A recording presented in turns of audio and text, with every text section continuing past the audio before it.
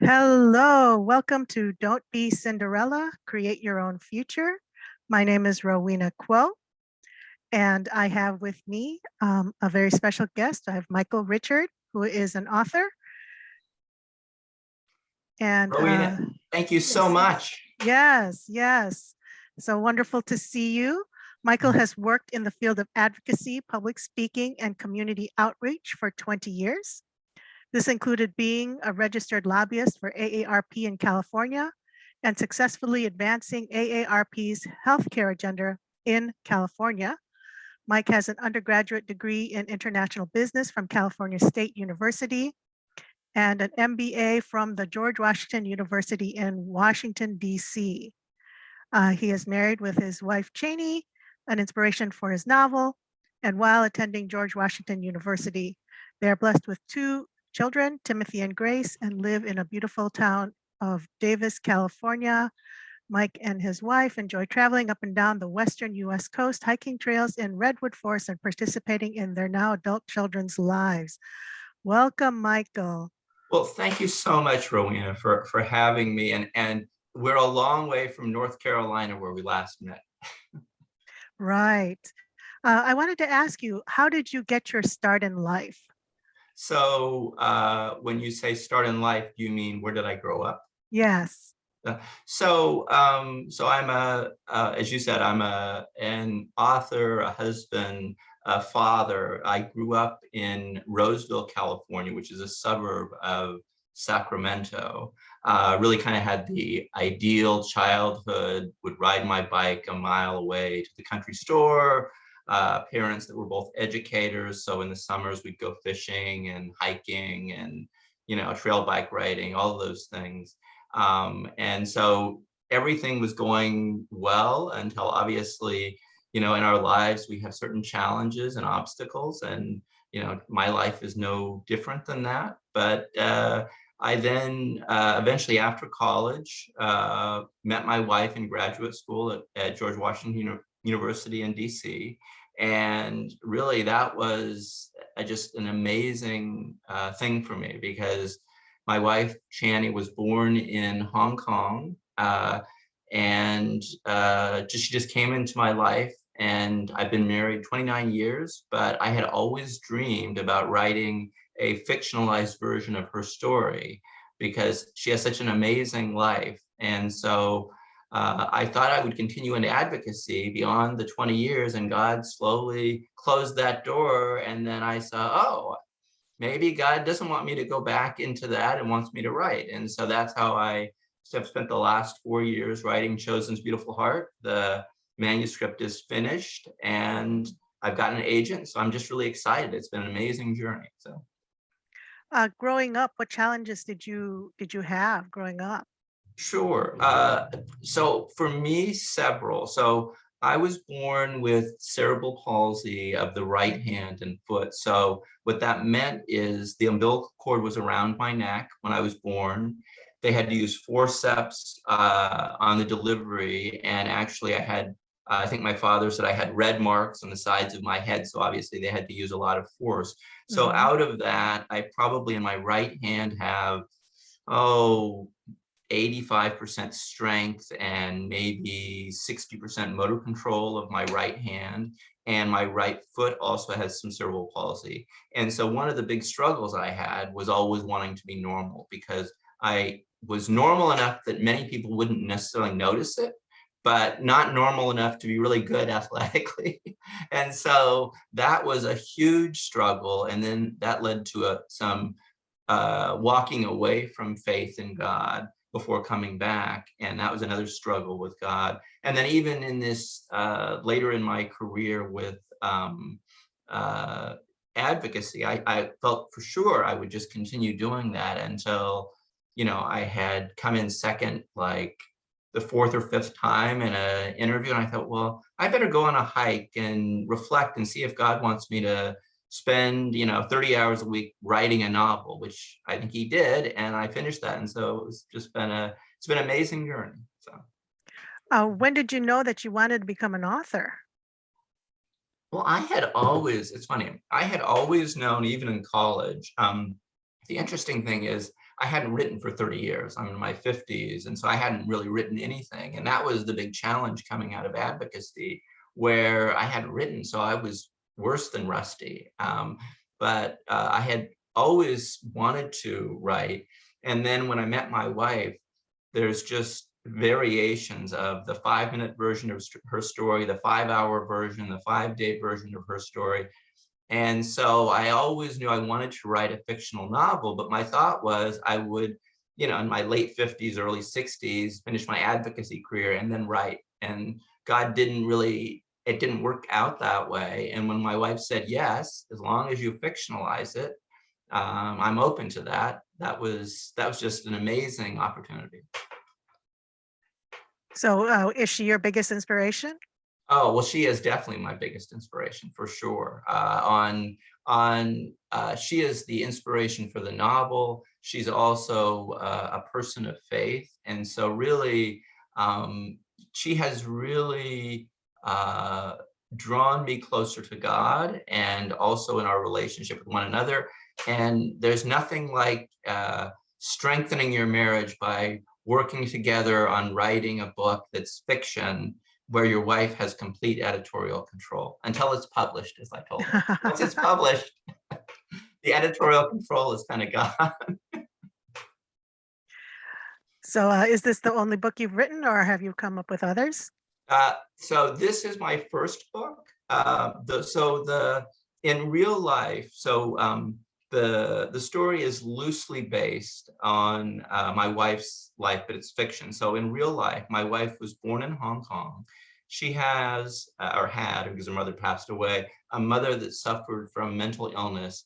And so when she was a child, she was taken on what she thought was a vacation to Germany, to Rome, to London, and she was left at age 10. In the book, it's age 12 because it's fiction, to live alone in an apartment. And she literally walked herself to school and didn't see her mother for another year. And eventually she got adopted into an American family. And so the first book is The Chosen's Beautiful Heart, which is Callie's story, which is the daughter's story.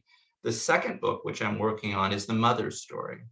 And so it's her journey. And I have a third book idea beyond that that's not related to either of those. So Wow, that's an amazing. How did she survive for a year? Where did she get the money? Where did she get the food? that's a great question. So her mother, who I actually met before she passed away, she lived until she was 90s, and she really was an amazing woman. And she, even as she lived in Hong Kong, she knew English and wanted her children to learn English. And so my wife had known English. So even in Germany, so her mother put her in an international school, bought an apartment for her, got her a checking account. And so literally she was cooking her own meals on the hot pot and walking herself to school, and didn't see her mother for a year. And what ended up really happening is she would always try to not stay home on the weekends, because so she'd have friends that she'd make at school, because she went to an international school. And really, it was an interesting, it was a very lonely time for her, but it really forced her to grow up and survive very quickly. And it really, I think, then out of that deepened her relationship with God, because it was a big challenge. And how did authorities find out that she was living on her own? They never did in Germany. Oh, oh, so you said that they didn't have contact for a year. So how did, Right. So yeah. So so let me kind of back up a little bit. So in real life, I'll tell you the kind of the real life architecture of this, her life, and then the story. So in real life, my wife was born in Hong Kong. She has two older Chinese brothers. What happened is her mother was going to leave her father. She did not know that. She was told at age 10, we're going on a vacation, and she was then left in Germany, and her mother then went back to be with a different man. So that's what happened in that circumstance. wow. Um, what happened, and it's interesting how faith and how God can intervene in these things. On one of her mother's rare trips back to Germany, my wife was walking across the street and was hit by a car. And because she was hit by a car, she broke her arm and ended up in the hospital. And that was enough for her mother to go, oh, maybe it's not safe for my daughter at age 10 or 11 to be left alone in an apartment walking herself to school. And so she then got a nanny for her. But that lasted only about a year until she then, in another kind of wild ride, moved her to a boarding school in New Jersey, which my wife loved. And she was there for a couple of years. And her mother would come back. Her mother did international sales, and she'd come back in the summers. And as my wife became more Americanized, she began to say, why can't you stay here? Why can't I have a family? Why can't we be a family together? And her mother viewed that as being rebellious. And so then what my wife decided to do is run away. And her father had moved to Taiwan at that time and did not know for most of that period of time where she was. So it was really cut off from that. But she had a phone number, and so she ran away and called her father to come get her from Taiwan. And then what happened is her mother called the authorities, and then the American courts got involved. And then eventually she had a family friend that had adopted children, and the court said, I think we're going to choose the family friend to be the guardian. And that's how she eventually got adopted into an American family. And she was Oh, I about see. 15 when that happened. So there was a period of 4 years before she was actually into that American family and then adopted. So how do you choose what real facts you put into your book and what you take out and what you change? That's a great question. So here's an example that's a really good one. Because so the answer is, my wife reads it over thoroughly and she takes a lot out. She's probably made, dozens and dozens of edits, but I once had a line that I said, that I remembered something about my wife, and said, Callie, the child, was parents never home, never dressed herself until she was 10 years old, something, something, something. And my wife said, that's not true. I always dressed myself. And I said, wait, didn't you tell me that? She said, oh, that's a different person. No, you can't put that in there. You can't put that. I said, wait, it's fiction. It's not you. And she said, no, you can't put that in there. So the answer is, it's a collaborative marriage process, but it's good. It's because the one way she was willing to let me write the book is what I ended up doing is I took that architecture of a young girl born in Hong Kong who lives alone in Germany, and then I created a fictional family underneath that. It's a completely different family. And so that's how I went about that. And then I had my wife read it. And when she read it, as I was teaching myself for a couple of years to write, some parts she thought, well, that's a little too close. And so she said, you're cutting those 80 pages out. And I said, 80 pages? And she said, yes. And so then I rewrote 80 pages. So. Wow. So she wanted parts of the story changed to Well, protect she the had innocent. always said, I'll only tell it if it's fiction, and it is. And the Right. more I learned to write, and the other thing is, as you're a new author, you're trying to ground something in reality and have something that's realistic and moving, right? And yet, as you write longer, you have ability to do that. Whereas at the beginning, I had to, try to figure that out a bit more. And so, but it's been a great journey. It's been a great learning experience. And it's actually been a positive thing for our marriage. Although my wife has said the second book has to be fictionalized about someone else. So Oh, so they're not related? They're not going to be related? the good thing in real life about Channy's real mother, who's a wonderful person, even as she passed away, is she was very private and very secretive. And so anything that I would make up about that mother character will be fiction, because she almost shared nothing about her life. And there's literally many things my wife doesn't know, because she literally she moved away to Germany at 10. In the novel, Callie is 12 when that happens, but she only then saw her mother on business trips or in the summer when she was there. So she really didn't live with her mother ever permanently again. And Mhm. so she really, but it's interesting. And from a faith perspective, God is very good. He not only gave my wife one family, but three families. She has her mother and two eldest brothers that she's still in touch with, Chinese brothers. Her father remarried, and she has, a sister from that marriage. And she has a family. She's one of, six brothers, has six brothers and sisters in the family she was adopted into. So God has given her three families, and he preserved all of those, which is amazing. So when her father Mhm. received the call from her, Mhm. how did he react? Was he looking for her the whole time? So the answer to that is, I don't know the answer to that. I never met him. He passed away a number of years ago. So I can't say what happened. What I would say is, I think he was very devastated that happened, because he was on a trip, but he had no knowledge, at least initially, of where she was for several years.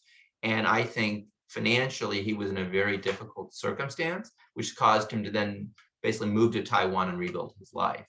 And it was only some years later, my wife stayed in touch with her brother Ken, who's her eldest Chinese brother. He was sent to boarding school in London, and they would connect.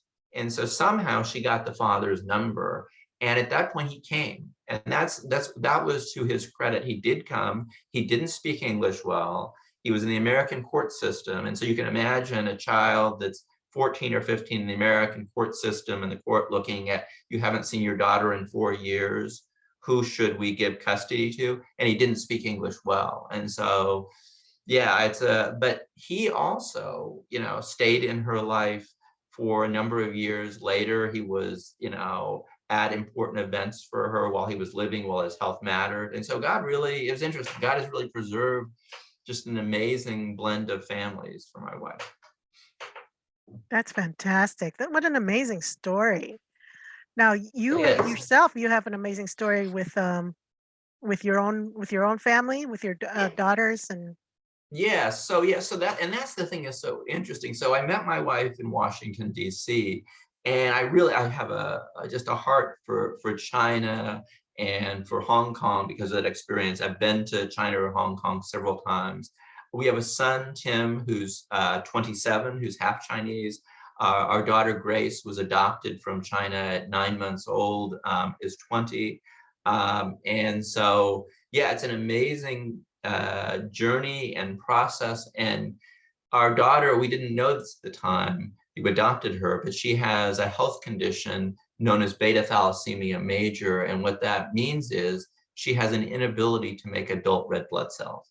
So for like you or I, when we're 9 months old, your fetal hemoglobin that produces the baby hemoglobin turns off, and your adult gene turns on. She has no adult gene to turn on. And so that means she survives because people give her blood transfusions to live every 3 weeks. And yet, wow. when she was in high school, and she's in college now, she was able to run well enough in cross country that in one of the section meets, she came in the top 20, which meant she won an award, which is like so hard to do because it's not even her own blood that is pumping most of how her body, reacts to things. Now, is she in a special program where do you get the funds to pay for that? So we're fortunate. My wife is a teacher, and so we have coverage through Kaiser. And so because it's a pre-existing condition, and we're people of faith and believe in God and believe in Jesus, that was really never an issue, which is interesting. We had that. God knew when she came into our family, and we had that coverage. But what's interesting is, and this is a kind of leads to an interesting point, is when we were adopting, part of the reason we were adopting is I had male infertility issues. And when we looked at that and thought, okay, are we going to spend money on fertility treatments or adopting? At first, we were thinking about adopting domestically, but I was trying to replace the child I couldn't have. And so I told my wife, I can't go through with the adoption. I can't do that. I'm trying to replace this child that should be, mine biologically, that's not. And so my wife was very good and very patient and waited 6 months. And then one evening she said to me, would you ever consider adopting from China or Guangdong province? Because that is where both my parents were from. And for me, it was like the light bulb went on. It was something completely different. And I was walking in faith then. I'd come back to faith in Christ. And so I knew God was going to answer the prayer that I had, which is that I'd love my daughter as much as I love my son. And that's part is true. And he would give me a completely normal, healthy daughter. And God answers prayers, but not always as we expect. So when did you find out that she had issues? So that's a good question. So the answer to that is, so at 9 months old, when we got her, we had to go to China to get her. She had these red, rosy cheeks, and what had happened is they'd given her a double bag of blood. So they'd given her two transfusions for the size that you would for a child. So she was like in perfect health for about a month.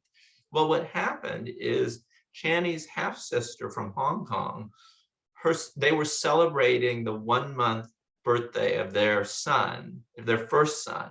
So she went back at this time. And this is about when our daughter was 1 year old. And she'd not had a transfusion for about 3 months. So she was pale, she was lethargic, she was listless.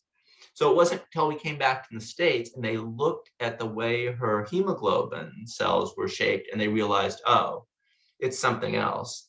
And I knew they didn't know what it was when I said, okay, is what she has something that's 1 in 100, 1 in 1,000, 1 in 10,000? And the doctor said, oh, 1 in 10,000, that sounds good. And I thought, they have no idea what it is. So they sent until the Mayo Clinic came back and said it's Bailey thalassemia major.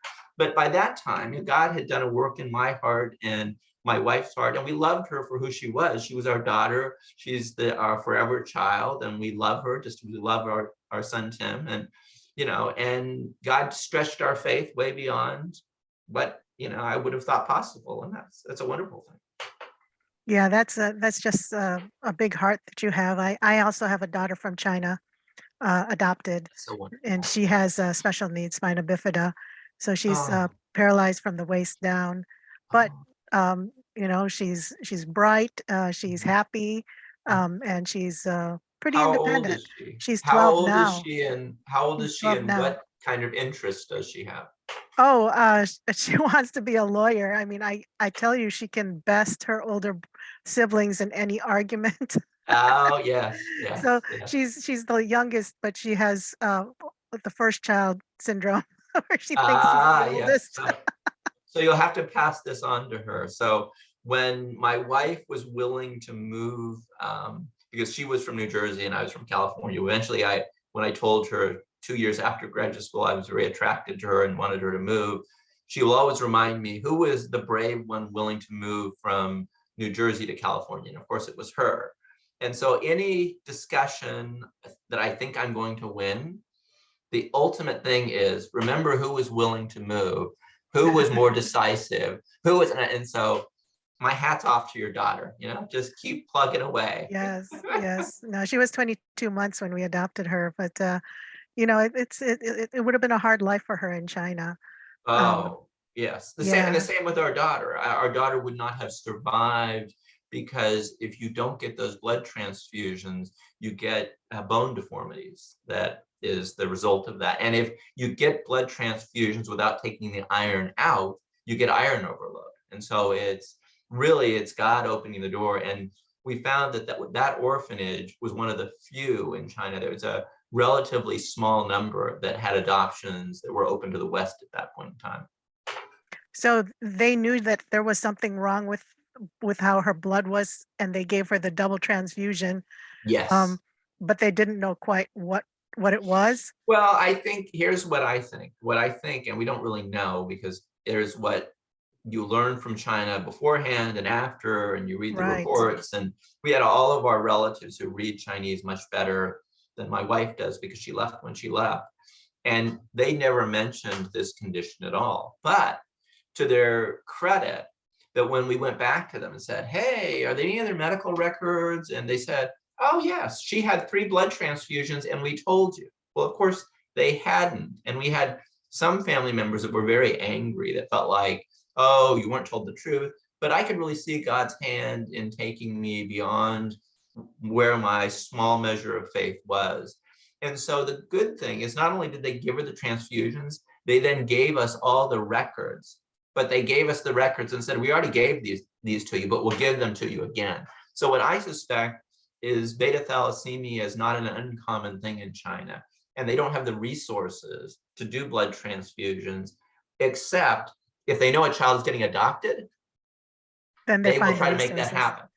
Wow. Wow, that's incredible. Yeah. So is she on her own now and living Yes, she's well. independently? Actually, right now she's home for the summer. So she will be a junior at Cal Baptist in Riverside. She is studying to get her BS in radiology.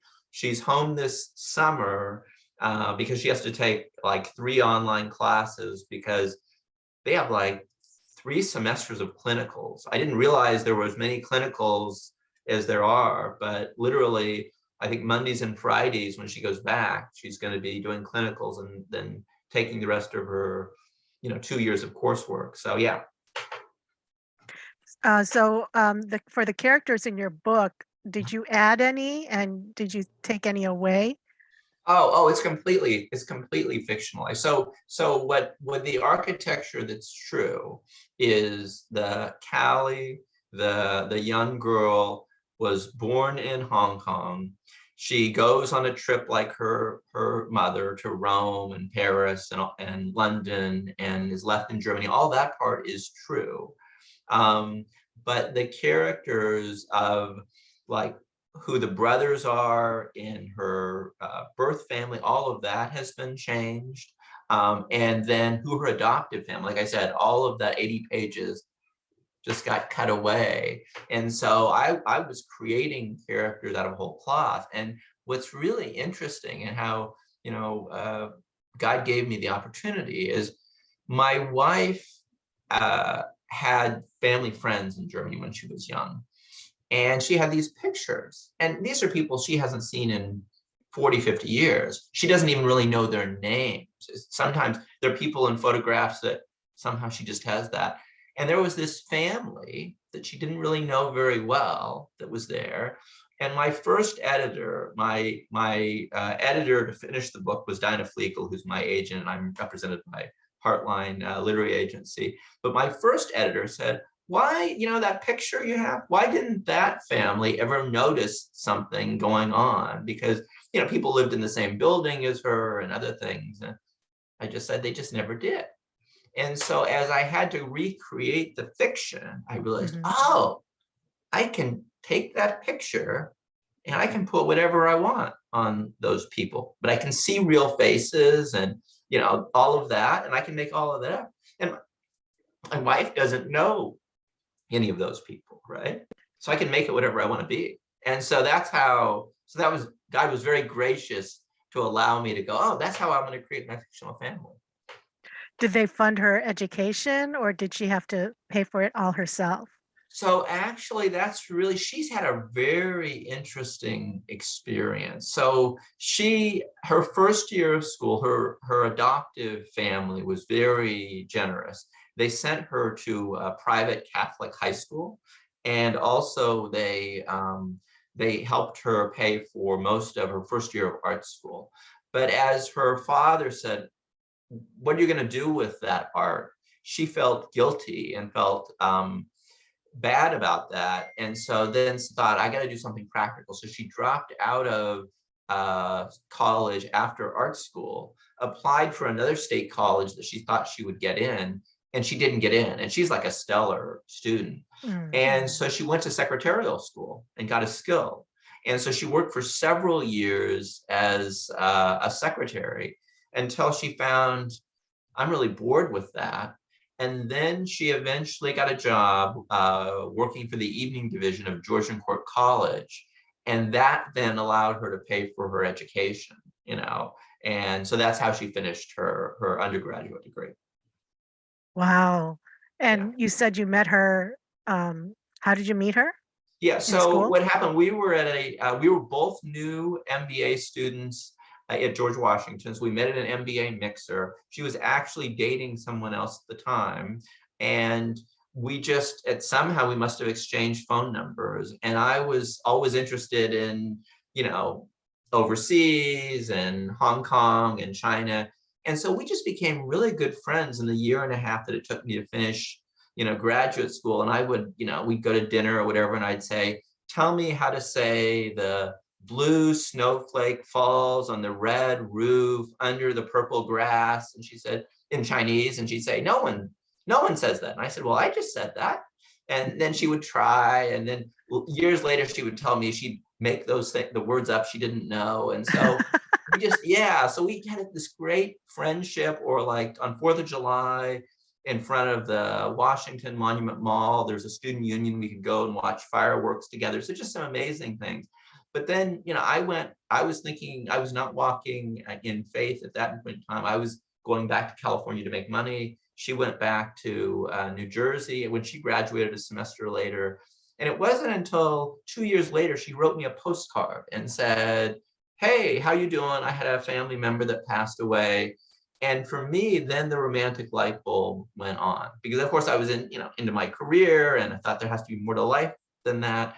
And so what ended up happening is I then wrote her out of that, and she had some vacation time. And in fact, she was working for an importing exporting firm, and the firm within a year was going to close, and she knew they were going to close their doors in 6 months. So I said, well, you're working hard, come out on a vacation. So then I took her to every high point in California. I took her to Monterey, and I took her to Yosemite, and, you know, and so then I told her I was very attracted to her, and then I wanted her to move. Oh, wow. And so she said, okay, I'll make that No, no, sacrifice. she did not. No. No, she did not say that at all. Okay. So her first words when I told her on the last day was, she said, "Are you crazy? I'm from New Jersey and you're from California. This will never work." I wonder what made her decide to go. So this is the writer part of me. So like I said, I hadn't written in 30 years. So, and this is, you know, this is like pre-internet, because we were married in 92, right? So I wrote her 30 love letters.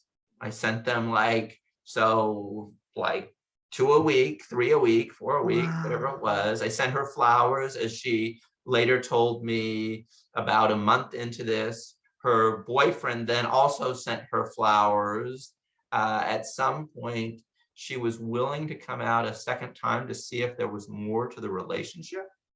And then as she thought, okay, there is something more, even before she committed to, you know, move cross country or anything like that, she broke up with her boyfriend. And so I sent her flowers and he sent her flowers on exactly the same day at her work. And she said, whoever the secretary was looking at me like, why are you getting all these flowers? And so eventually she was willing. She drove cross country with her best friend, and they drove all the way cross country. And, you know, the rest is history. Like I said, I can't win any argument long term, because my wife was the one who was the brave, courageous one and willing to take the risk. Or as I say now, I'd be willing to move back to, you know, Jersey now. She said, well, yeah, but our kids are here. So Yeah, yeah. So you've been on a long journey. yes, yes. And what kind of research did you have to do for your book?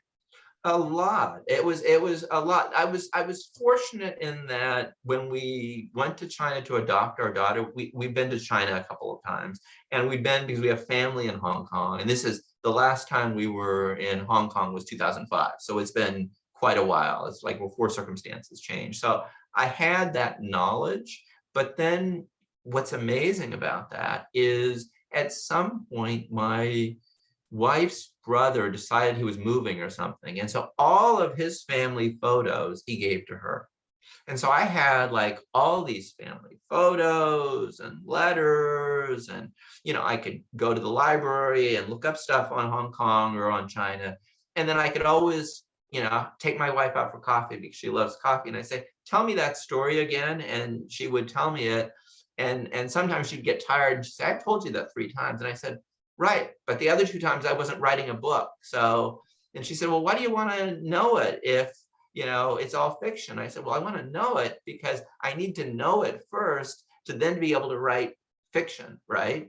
Just as that example, came with that, like I thought this one fact was true and it wasn't, but my wife is like, no, you're not going to write that. And so like I said, my wife has done an amazing job just having complete editorial control. And I thank her for that. So.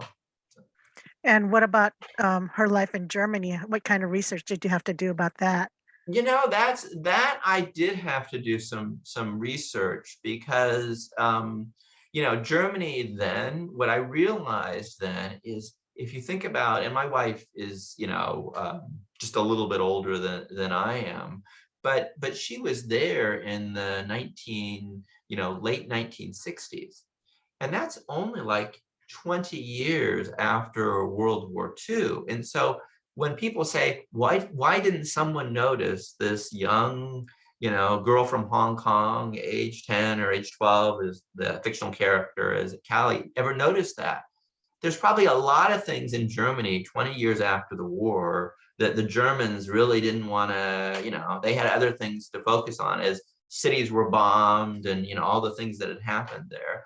And so that was the thing I really had to kind of look at what was going on at that time, because I then had to create some fictional friends for her in the boarding school, because I was fortunate she had some journals, but even those were not really enough. And I had to make it interesting enough to create some fictional characters.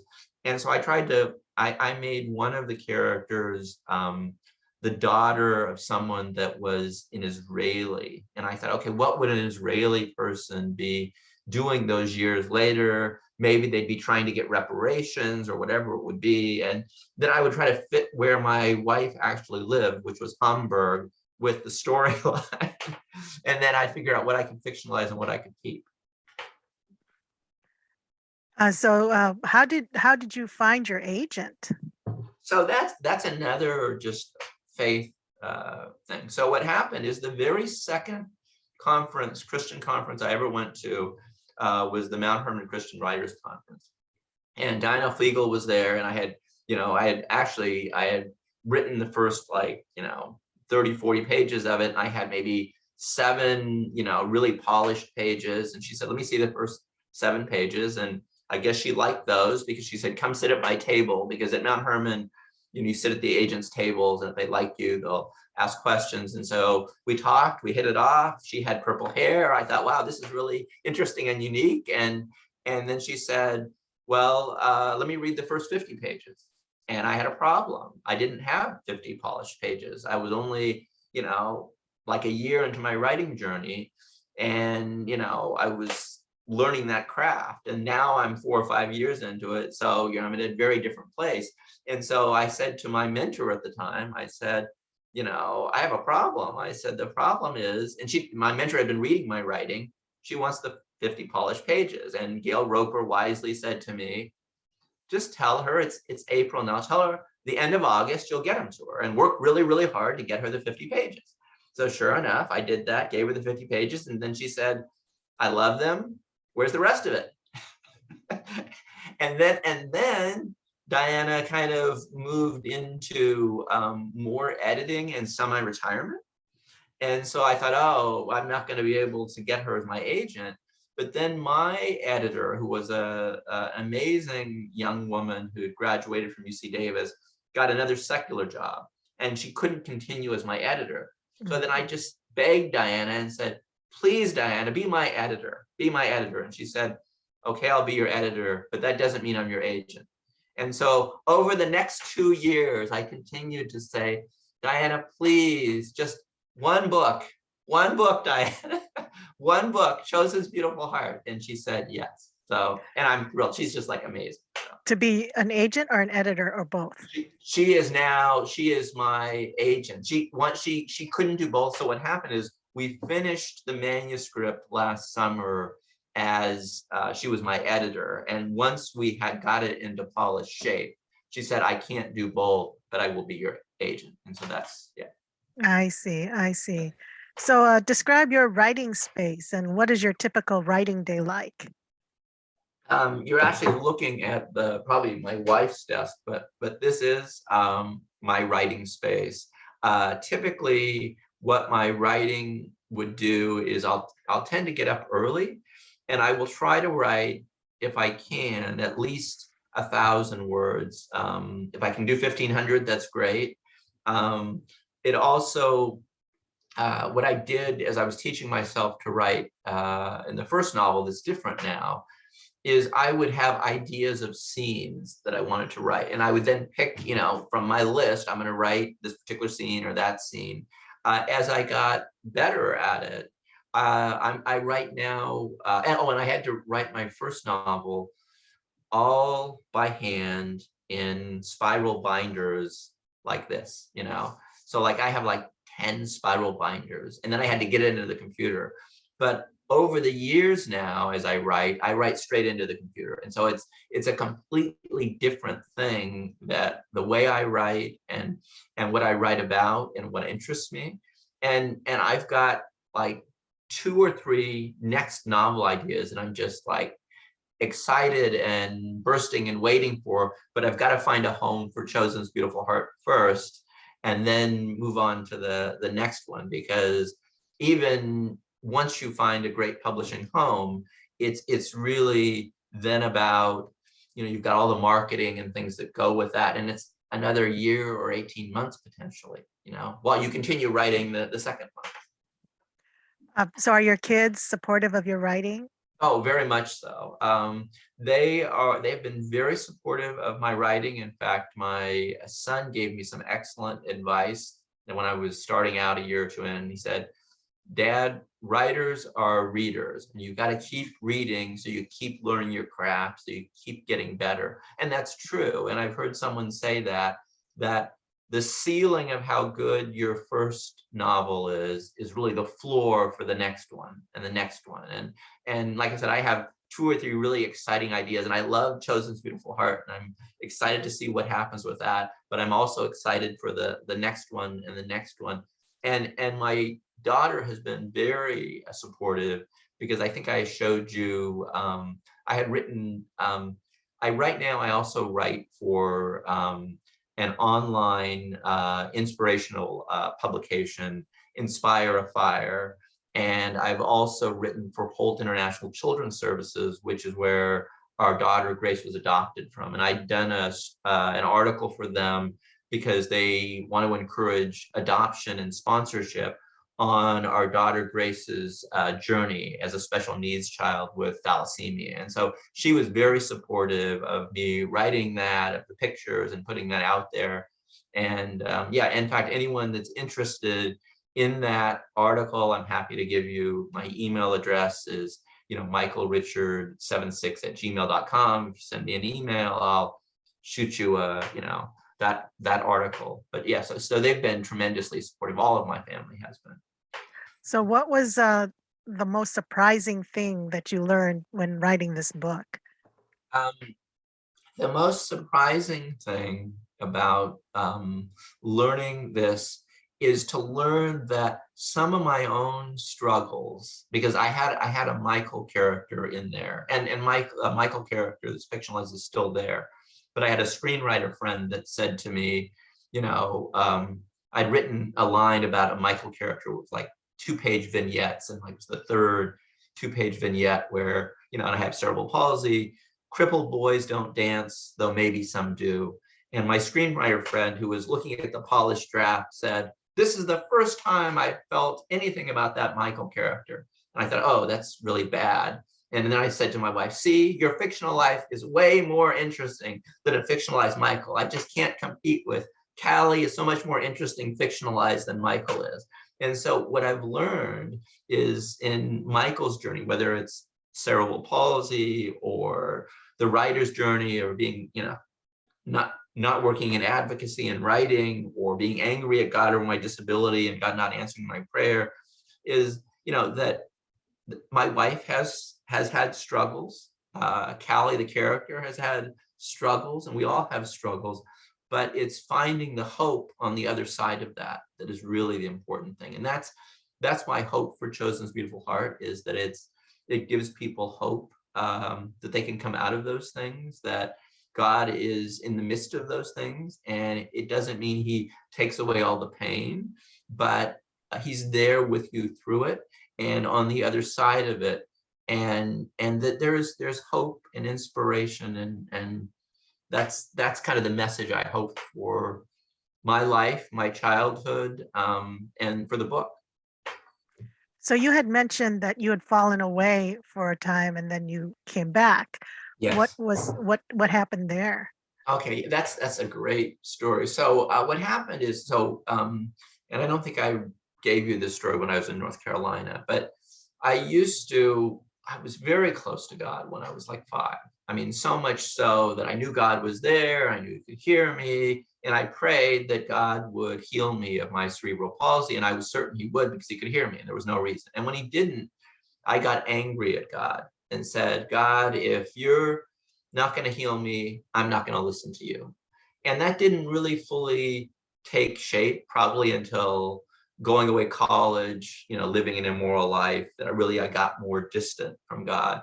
And it wasn't until I was in my mid-30s, when my son was about 5, that I thought, what am I going to teach my own son about God and about Jesus and, about the Savior, right? And I realized, oh, I don't know what I believe. And even though my wife had come back to faith first, and when we were going to FBC in Davis, which is the church we attend, I was known for months as I started coming back as Channy's husband, oh, you're Channy's husband, you're Channy's husband. And so it was really out of that I then came back to faith, and God met me in that, and God showed me that Jesus was real. And in a very interesting, amazing way, in graduate school, when I wasn't walking with him, I was at our last meal with my wife. We were just friends. I was graduating a semester ahead of her. I heard this literal voice in my head as I was saying goodbye to Channy, because she was just a friend. I was not going to see her again. And the voice said, pay attention, this is important. And I heard that. I thought, what? I don't know what that is. And it wasn't until years later that I came to faith, and that was God telling me, look at your future wife, say goodbye in the right way, it's important. And as my wife said, after you turned around to walk, after you said goodbye, you didn't ever look back. And I'm thinking, well, I would now. Is that supposed to be an indication of something if you look back?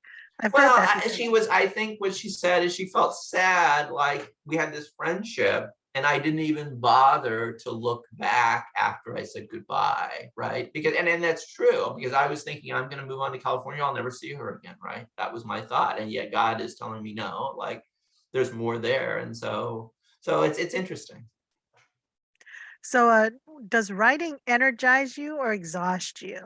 Oh, I love writing. It's particularly as I get my arms around a story idea, and as things have been happening in 2022, just a couple of ideas have come to me, and I'm very energized, and I think my characters kind of take on lives of their own, and you just kind of see where they go with that. And then, but the hard thing is, it's then peeling back the other things that you write about so that the main story is there, so that you get the heart of the story and the meaning of the story. And that's the exciting thing and the challenging thing. I think I don't know if it's Stephen King or someone who said it's like, for him, creating a story is like digging up bones in archaeology. I just have to undig the story and it'll come out. And that's kind of how I feel. Like, it's there. I just have to keep moving around until it comes out, right?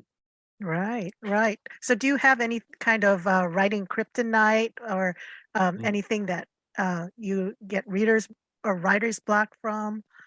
Yeah, I would say for me, the challenge for me is if I push myself too far to keep writing past where I'm energized. And I can't remember which writer someone said, but maybe it was Steinbeck or someone, I could probably have that wrong, that he said, what you try to do is you right up to an exciting point where you know what's next and you stop for the day.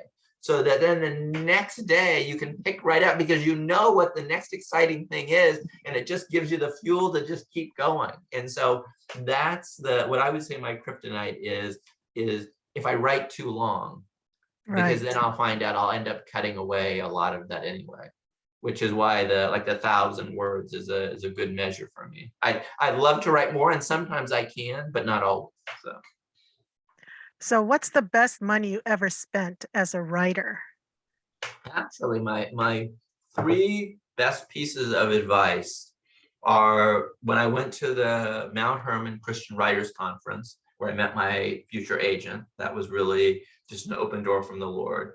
The Christian Writers Guide for new writers, it is just a wealth of resources for editors, for agents, for publishers like yourself and others.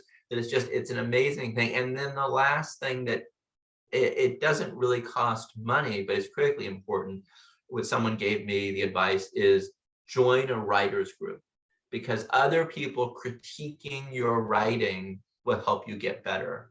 And I had a co-leader of one of my groups, and I was just rusty and starting to write, and they wanted me to put it all out there online. And I said, I don't want to do that. I don't want to put it out online. We meet, this is pre-COVID, we meet in person. I'll read it to you so you can have my writer's voice there, right?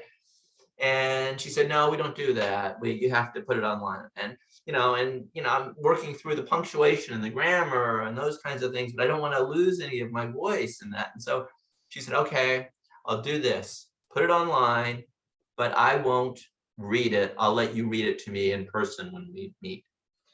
And so one person that didn't follow that advice said I think it was like a 4-letter word that they wrote on the page of like how bad it was as I was a new writer, right?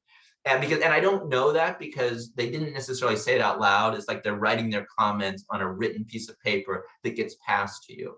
So I like to believe that was the UC Davis doctoral student who was getting her master or her doctorate in English. And she was looking at the punctuation and going like, this is not the punctuation.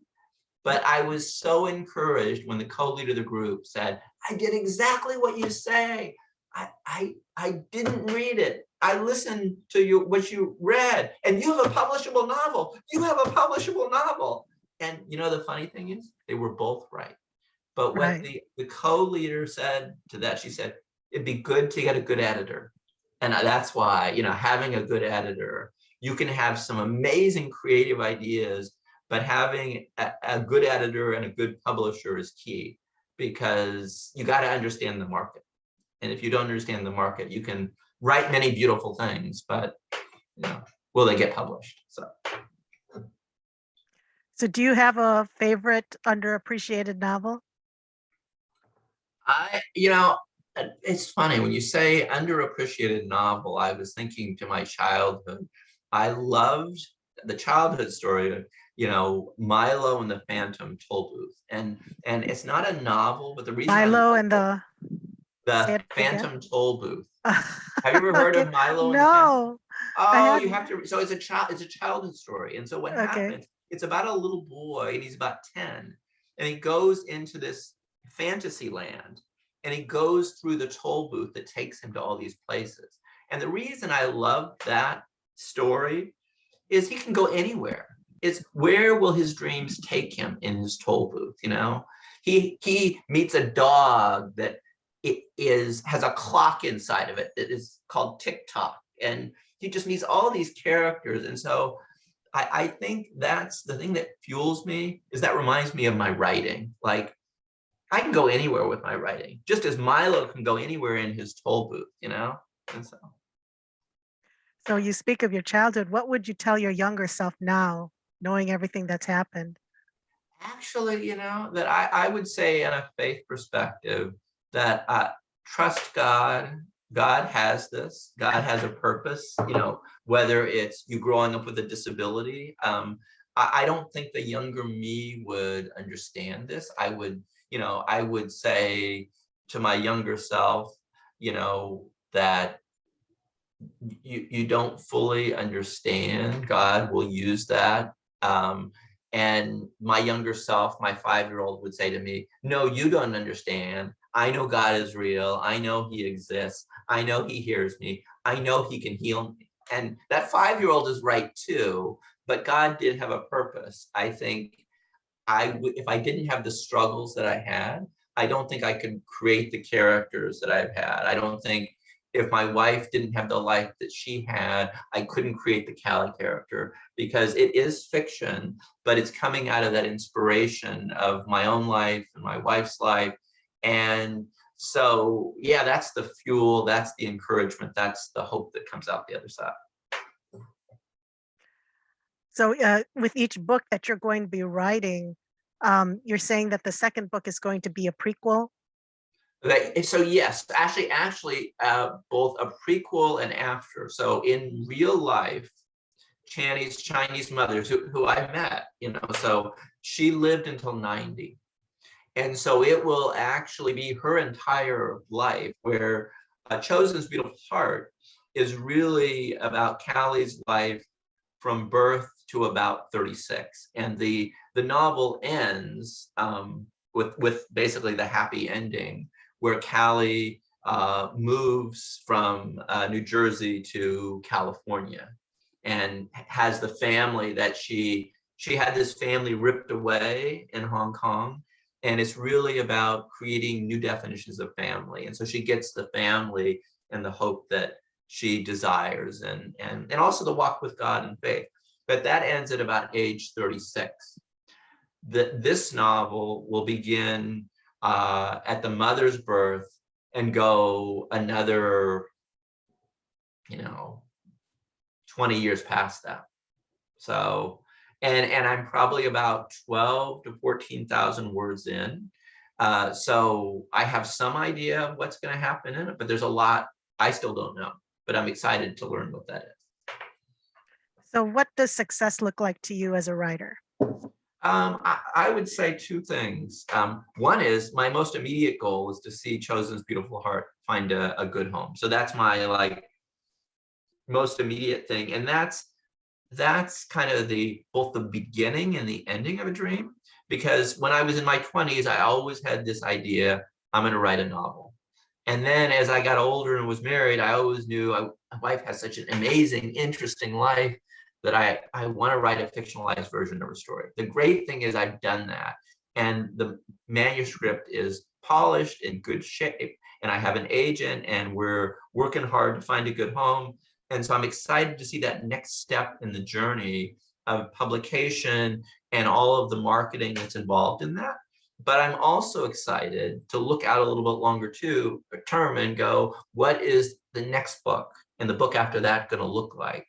And, realizing that it will be even more, the second book will be even more fictional, because Channy's Chinese mother was an enigma, and in good and bad ways. And so it's going to cause me to grow as a writer, which is good. And then I have a third book idea. And, it's funny, I can't remember if it was Gail Roper or someone told me that sometimes they're working on multiple novels at once.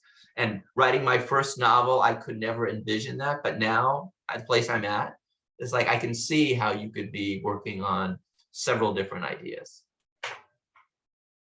And what gives you the decision, or what helps you make the decision what story to write next?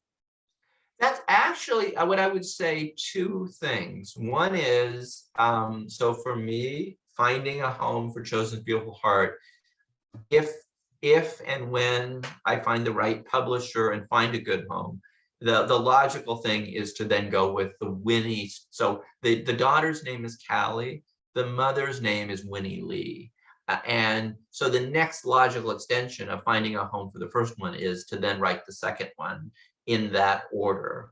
And so because, you know, it relates to those two. And so that makes sense. The extent I'm still in the process of finding a home for the first one, it gives me a bit more freedom to work on a third novel that's not related. But, you know, I think publishers have timelines and they'll have expectations about, you know, book two. So then you'll narrow right down into, you know, work on book two and finish that.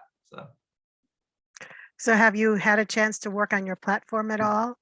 Oh yeah, so that's one of the things that Diana has been great about telling me, and she's just an awesome agent, is so she about 2 years ago said, you really need to start a quarterly short story newsletter.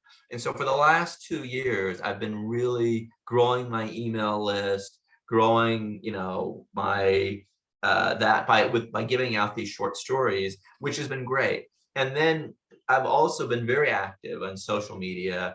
I probably have maybe 9,500 between LinkedIn and Twitter and Facebook and Instagram and all of those.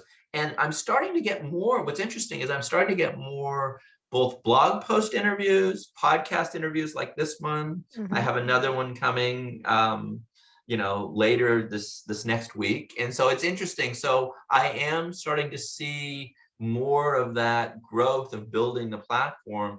And one of the things I'm really excited about, because you briefly touched on this, that I had worked on advocacy for 20 years. I used to be the administrator for state retirees associations, and they have chapters all over California of retiree chapters, and they have time to come to meetings when there's no COVID and to read.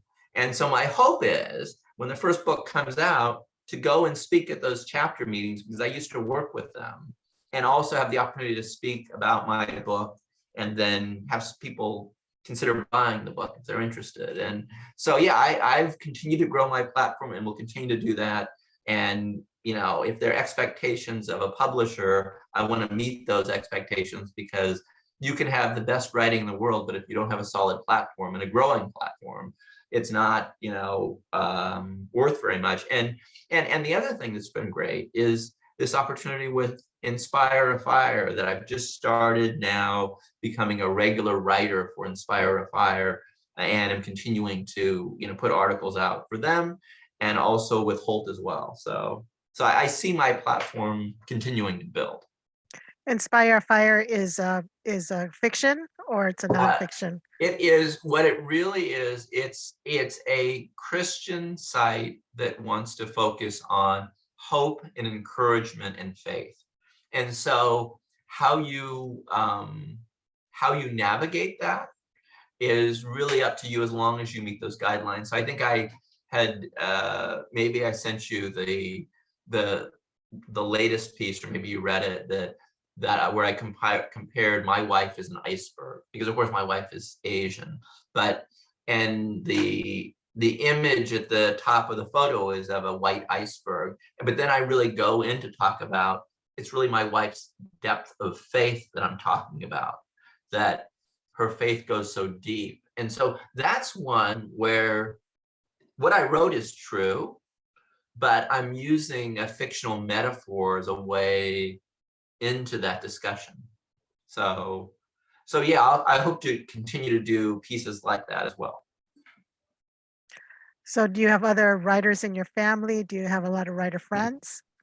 Now I do. Now I do not have writer friends in my immediate family, but having written for 4 or 5 years and having gone to conferences, Cheryl Bostrom, who wrote Sugarbirds, just signed with Tyndale, I believe, and has a 3-book contract. And it's so encouraging me to see people that I've met at conferences, that I've gotten to know, whose work I love, and see them move forward in that, and then have feedback. So she's someone who's tremendously instrumental to me because I had an opening to my novel, the first one, the one now, Chosen's Beautiful Heart. And she said, you don't need that opening, Michael. You've got a better opening in you. And I liked my first opening so much, and it was good. But Gail Roper had said to me, wait, isn't it really a mother-daughter story? If you open with this scene, you've got a character that one of them that's not, that's not the mother or the daughter. Your focus is kind of off slightly. And they were right, and I was incorrect. And so the great thing about having writer friends, really writer friends to trust, they'll tell you the truth, and then you can learn from that. And I did have even a better opening in that than I did at the time. And that's a blessing, and that's God's grace. So Wow, that's just amazing. So if you were to redo any sections, would you, or you would just be it? This is the best book that you could, in its best format that you could possibly write. let's put it this way. I think it's as good as I can do at this point in time. But what I would say is if there are publishers who have certain aspects of something they would like to change, I certainly would be open to talking about that. What I've often done is I've taken things that didn't quite fit in book one, and I'm trying to figure out where I'm putting them in book two.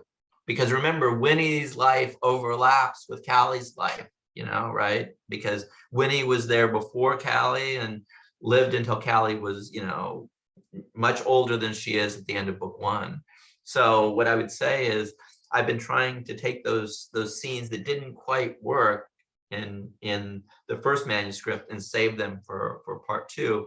But certainly I'm open to saying, there could be improvements in the manuscript. I feel like I've worked really hard, and Dinah Flegel has worked really hard, and the manuscript is polished and ready to go, but I'm also not the publisher. So it is a balance. And as I said to my wife very truthfully, we have complete editorial control until a publisher gets a hold of it, and then they're buying it, right? So that's, So you were a state director for advocacy for AARP. Yep. What did you do for them? Like what So kinds of things did you do? yeah, so what I did, I was a lobbyist in the state capitol in California. So for instance, when Obama, so two priorities for AARP, and that's a senior organization, is healthcare and retirement security. They're all about, so programs like SNAP and food stamps and protecting those were important, retirement security and healthcare. And so, so when Obamacare passed, AARP was very involved in helping to pass the California Health Exchange, which is the exchange that allows people to buy health insurance, along with many other groups that were. So, or let's say you wanted your 25-year-old child to be on your health insurance and be able to, you could pay for that so that they couldn't be kicked off your insurance. We passed laws in California so that there were state laws. So even if that was taken away at the federal level, there would still be a state program. And so I'm very proud of that work. In fact, I was very, it was interesting because I was not necessarily expecting God was going to close the door to advocacy and open the door to writing, but he did. But I also am just really pleased with the work that I was able to do because I believe you could make a difference with advocacy in the Capitol, you can make a difference in writing. And that's my hope now with Chosen's Beautiful Heart. And, that was my hope then with changing people's lives as well. So in college, did you take any writing courses? Yes and no. So I was a business major as an undergraduate. They had a program called Honors in English where you could take 5 courses and get something that was called an Honors in English recognition. But 3 courses into the 5-course program, they changed the requirements. And I was going on to graduate school and getting my MBA degree, and I was not going to delay graduation by another semester and delay graduate school. And so I took a couple of courses, but once they changed the requirements, I thought, oh, I'm never getting an honors in English, and I never did. So. And is writing an interest of anybody else in your family, your kids, or wife even? I think for they enjoy watching me write, and I think because a lot of times I will, like, so for instance, with Grace, I read that article on, Grace's race, because it's in that example, she's racing to try to get a medal, and she comes in 20th, which is the top 20 got medals. But that's a very personal story to her. And so I had to try to write it in a way. So while she's not writing it, I had to be very cognizant about what would she want me to write about, what would she, and what's the message. And then I was even going back to her with details and saying, okay, is that true that, you crossed the hill at this time, or here's when you passed that other young woman to get 20th place. So while my families are not writers, I think they're very supportive of me in the process. And I think it's certainly been a learning process for them. If you told them, it would take you, like 4 years to write a novel, I think they'd be surprised. And I think if you had told them, it will be more than a couple months that your agent will be shopping Chosen's Beautiful Heart, they would be surprised. But I think we've learned together, and it's a journey. And I think they're excited for me. And maybe one day my son or daughter will decide to do that. But I think they each are focusing on their own achievements at this point, which is good. So. You had mentioned that your parents were from China, or that they had stayed in China for a while. Um, what brought them there? So two things. So maybe I misspoke slightly. So Channy has my parents, who are Caucasian, have never been to China. They've been Oh, I to, see. other places, Hmm. but Channy has had three families. So her biological father and biological mother were both born in Guangdong province. And I think they then moved to Hong Kong for better opportunities. And so Channy's mother would say, oh yeah, this particular city, that's my home village. And so I'm assuming that's where she grew up. But all the time that Channy knew her, when she was in her 30s or 40s, she was in Hong Kong. But I think they would go back and visit the family village. And it was only an hour or two north in southern China, right? Right. And so my own immediate family, we've been to China or Hong Kong at least 3 or 4 times. We were there once when Channy was teaching English.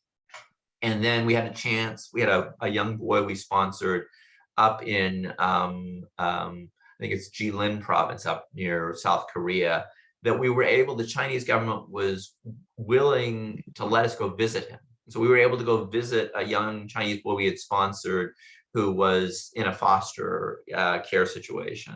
And then obviously we went again when our daughter was adopted at 9 months. And then when Channy's dad passed away, which was the first time I was in Hong Kong, I went back and met family. And so, but the other thing I would say is I think Hong Kong and China has changed so much in the last 10 years that it's different even than my memories of it are now. Did you say that you took your son and your daughter to China? Yes. Yeah. How was it for Yeah. them? That's interesting. So Tim, who loves hamburgers and food and McDonald's, we were staying at a university, and what we didn't realize, because we were staying in the place where all the dorms and the faculty would often reside, at the top of the dorms where all the other students lived, because the faculty were coming to teach English to the Chinese students. Well, of course, all the meals are almost all Chinese food. And so we were there about 10 days. And about day 4 or 5, he got a bit tired of that. Well, he didn't discover until about day 7 that on the other side of campus, they had this very European looking lane of a city that it was almost like they tried to recreate Europe or Brussels or something. And they had a hamburger place. And he wolfed down like 2 massive hamburgers and looked at me and said, if I knew this had existed 6 days ago, I would have been here earlier. Nice, nice. How did your daughter react to being in China? She has reacted really, really well. So she was, when we were there in 2005, she was only 2.5 or 3. And so we walked on the Great Wall of China. There's pictures that I have of us, she and I walking together. A friend of hers had said, "No, you never really walked on the Great Wall of China." And she goes, "Well, Dad, didn't you tell me I did?" I said, "Oh, absolutely." I said, "I half carried you, but you'd take a couple of steps and I'd hold your hand and you'd take a big giant step up 1 or 2 steps." And she goes, "So I did." I said, "Exactly." And so, she has some of those memories, but they're from much younger.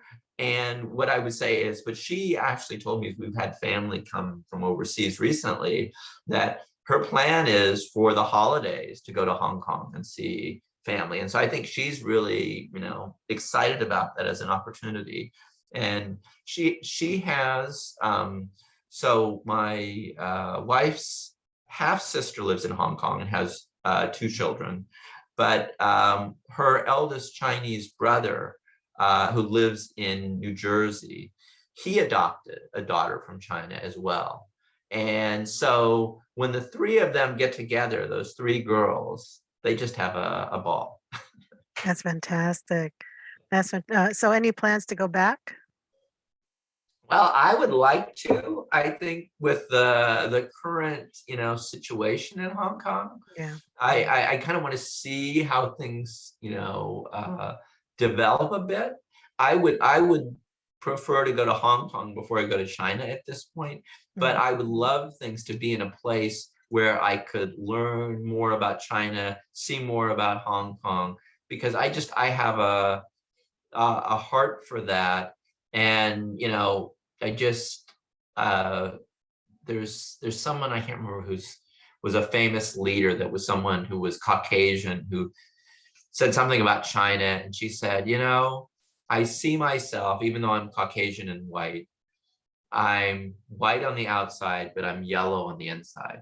And I just have such a heart for China, because that's where my daughter and my son is half Chinese, and for Hong Kong. And I just remember when we went to the orphanage to get our daughter Grace, because we had to go into the government building, there was this older Chinese woman, and she looked like she was in her 70s, and our bus is going together, all the families are going to get their daughters, and she knows that. And she just gave me the thumbs up, and I just remember that and see the excitement on her face. And I thought, those are the people I need to get to meet, because, Right. or even the memory, like we were there a couple years ahead of the Olympics. And so I was going to buy all my relatives Olympic China shirts, right? Mhm.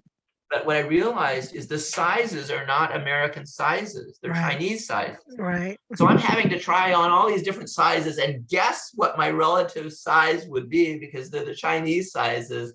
And so there was something really joyful about that I'm really taking the time to give my relatives here a piece of China. So Very nice. Very nice. So you mentioned in your bio that you like to snow ski and rock yeah, climb. Tell us about that. How did you get into yeah. that? So I've always loved to snow ski. When I was a teenager, and that's one of the things, even with my cerebral palsy, what I end up really doing is I'll really end up skiing and edging much more on my left, which is my stronger foot. And then my right foot just follows the left foot around so I can make the turns. Or as I don't know if my brother said this or someone said, "You look like you're skiing madly down the hill, just trying to make the next turn so you don't crash." And sometimes that's true. But I get a lot of joy, and I love the wind and the excitement. And so the challenge with COVID is I haven't gotten up there as much as I would like. And the rock climbing really came from my son. That was really one of the things I was doing, is I wanted to connect when my son was like 16 or 17, and he's very athletic. And so we have a rock climbing gym called the Davis Rocknasium. And I would take him because it was great exercise for him. And he said, "Well, come on, Dad, you could do this." And I started getting into it. And this is before COVID. I need to get back into it now. But he's so athletic that at some point, I can't keep up with him. He's just like, he's great. But my strategy of rock climbing is I will take my left strong hand and I'll hold on to the rock for dear life. And then I'll place my right hand quickly. I'll quickly place my left hand, which is my strong hand. And that's how I just pull my way up to the top of the thing. But my son once said, Dad, no, you gotta be graceful. Move to the left, move to the left again. So I tried doing it his way. I fell off the wall in about 5 seconds. Oh, so you have to really find your own way how to do it. Right. Yeah. Well, because with my cerebral palsy, I have one side that's stronger than the other. And so my right side is strong enough to hold myself on the wall, but not for very long, right, by itself. And so I'm constantly holding on for dear life with my left hand, reposition my right hand for a second, and then repositioning my left hand again and doing the same thing. And that's really been another thing with my journey with my disability. Often, I've got to find my own way in athletics or what I can do, or, how people will perceive me with a disability in a work situation, or how am I going to write a novel like my Chosen's Beautiful Heart? Like, I'm having to get this into the computer and I'm typing with one hand. And at that time, I was also trying to teach myself to write. And that was one too many things that I had to learn. And so I realized you just got to do it in a notebook first, get it in, and then you'll figure it out. And now, those thoughts 4 years, 5 years into writing, I write straight into the computer, and you can write quickly with one hand. It's fine. You are such an amazing person and you have such an amazing story. Um, is there anything else that you want to talk about? I mean, what else is there that you haven't done Sure. that Yeah, you I want to would do? say, I would say a couple things. So for me, in like the faith journey, like that's a key thing that I would say. When I came back to faith in Christ, and kind of like, I'll give you my, I guess, testimony in 60 seconds, is what had happened is my wife came back to faith first.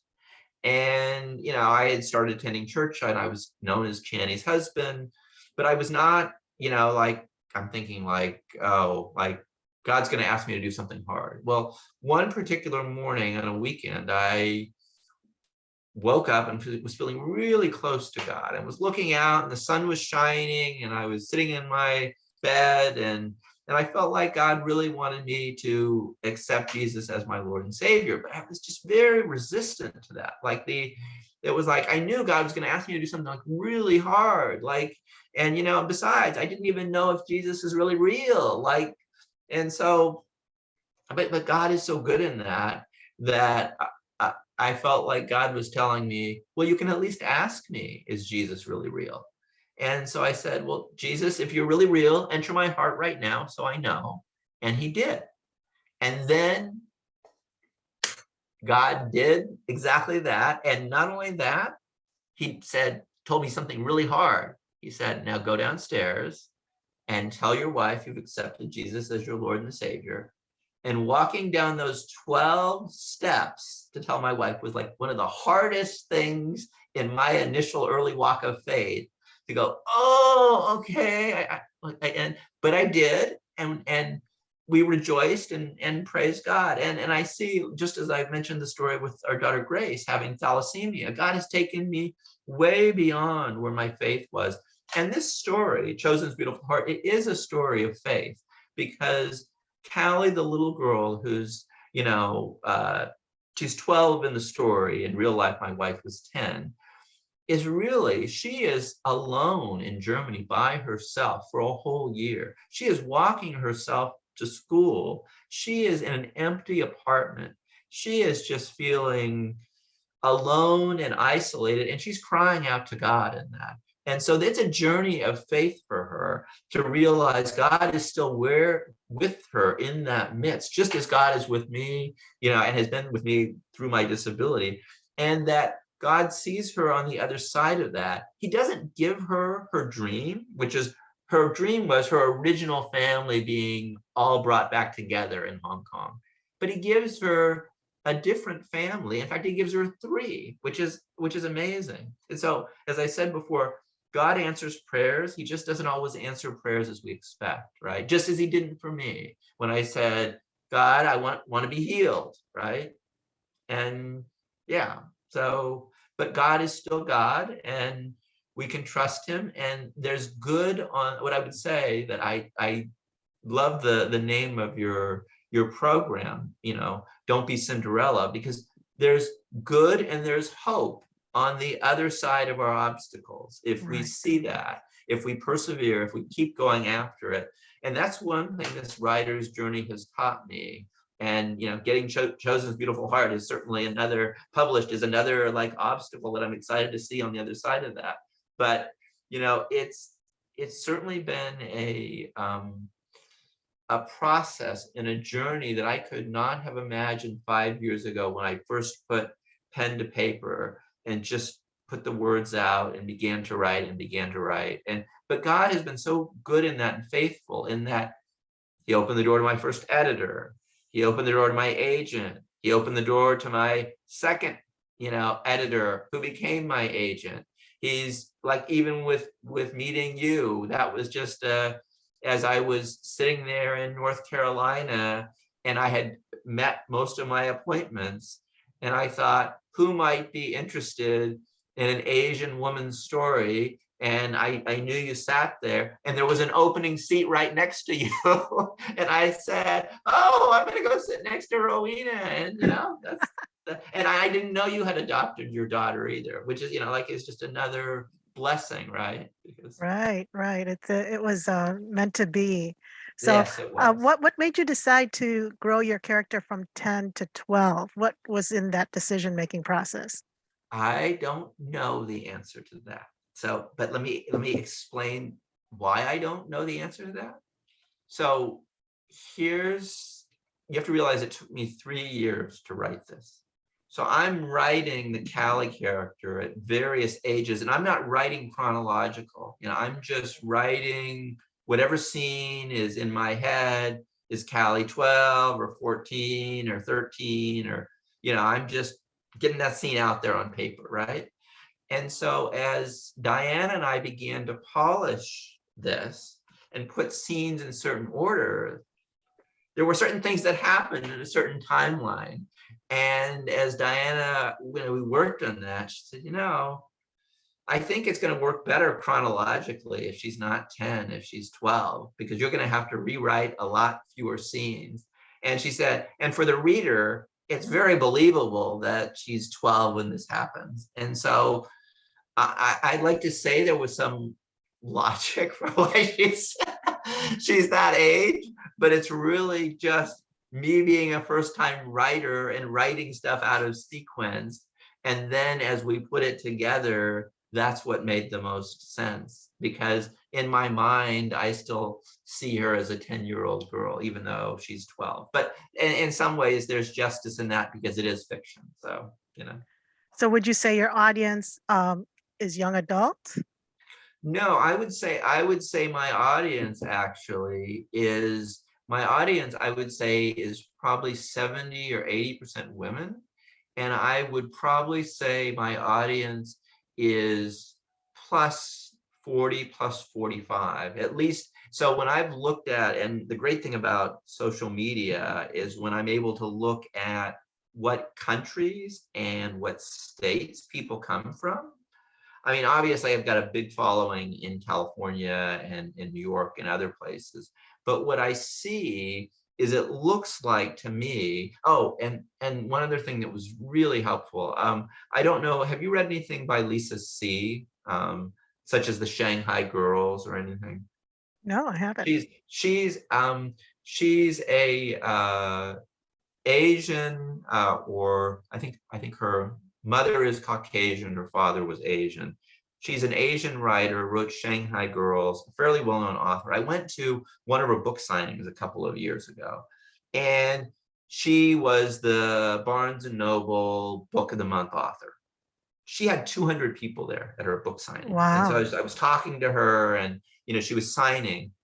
And what I realized is because I love her writing style, and I've tried to learn from people like, Amy Tan. In fact, there's an Amy Tan story I can tell after this if you want. But and people like Lisa C, that I could see those 200 people, and I could see who they were, and I could go, this is my audience. These 200 people are my demographic. And when I looked at who was in her audience, it was 70, 80% women, mostly 40 plus, probably 50% of those were Caucasian, maybe 10 or 15% men.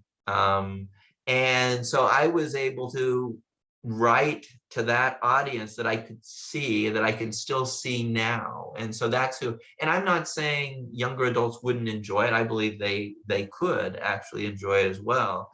But as I'm writing, I'm thinking of women that are interested in learning something about another culture or their own culture, women that it's really, Chosen's Beautiful Heart is really an inspirational story of a young woman. That's really, and so someone that would be interested in that, story of a young girl growing up, and then they might remember their own childhood, now that they're the age they are. That's just an amazing thing what you've written, and the story is just phenomenal.